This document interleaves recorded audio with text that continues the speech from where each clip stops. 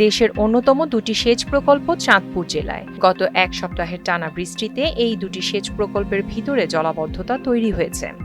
দুটি সেচ প্রকল্পের মধ্যে বর্তমানে চাঁদপুর সেচ প্রকল্প এলাকায় জলাবদ্ধতা বেশি, যে কারণে ফসলি জমিগুলো এখন পানির নিচে। চাঁদপুরে গত কয়েকদিনের টানা বৃষ্টিতে সেচ প্রকল্প এলাকায় জলাবদ্ধতার সৃষ্টি হয়েছে। এতে করে ক্ষতির সম্মুখীন হয়ে পড়ছে চলমান রোপা আমন। বীজতলা সহ রোপা আমন এখন পানির নিচে। এতে এক ধরনের শঙ্কার মধ্যে রয়েছেন কৃষকরা।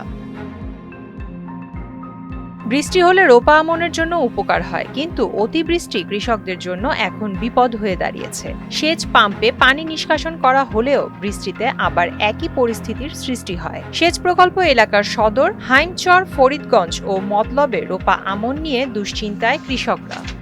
আমাদের যে 2011-49 ধান আমরা 75 এগুলা রুমছি, এখন ফসল অনেক মারি গেছি গিয়া। এখন যে রুইবো, এখন তো ওনের কোনো জ্বালাও পাইতো না। 49 ধান লাগাইছি বিগত 1 মাস আগে। এখন আমরা বৃষ্টির পানিতে হাবুডুবু খাচ্ছি। আমরা কিস্তি মিস্তি উড়াইয়া এই সমস্ত ধান ফসল করছি। এখন আমাদের এই পানি উন্নয়ন বোর্ড কোনো পানি কমাচ্ছে না। কেউ এই পর্যন্ত কৃষি অফিসের থেকে আসেও না, কোনো খোঁজ খবর হলো নাই। ওয়াবদায় যদি অতি শীঘ্র পানিগুলা সেচ প্রকল্পের মাধ্যমে যদি নিচে নামিয়ে দেয় বেড়ির বাইরে, তাহলে বেড়ির ভিতরের মানুষ হয়তো কিছু বাঁচতে পারে।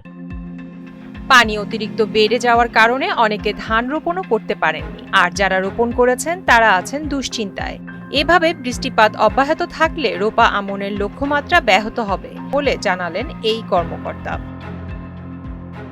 তারা বলেছে নদীর পানির প্রবাহ বেশি, ফলে নিষ্কাশনটাও সময়মতো করা সম্ভব হচ্ছে। এখন যারা ক্ষতিগ্রস্ত হচ্ছে আমরা কিন্তু তাদেরকে বরাবরের মতোই তালিকাভুক্ত করছি, যাতে পরবর্তী যে ফসলে তাদের যাতে প্রণোদনার আওতায় আনা যায় সে ব্যাপারে আমরা সরকারকে অবহিত করছি। আর পানি উন্নয়ন বোর্ডের এই কর্মকর্তা জানালেন, চাঁদপুর সেচ প্রকল্পের পানি একটু বেড়ে গেছে। আমরা গেট এবং পাম্প দিয়ে 24 ঘন্টার ভিতরে 18 ঘন্টা কার্যক্রম চালিয়ে যাচ্ছি। এরপরেও আমরা যে পরিমাণ পানি বের করতেছি, আবার বৃষ্টিতে সেটা আবার ফিল আপ হয়ে যাচ্ছে।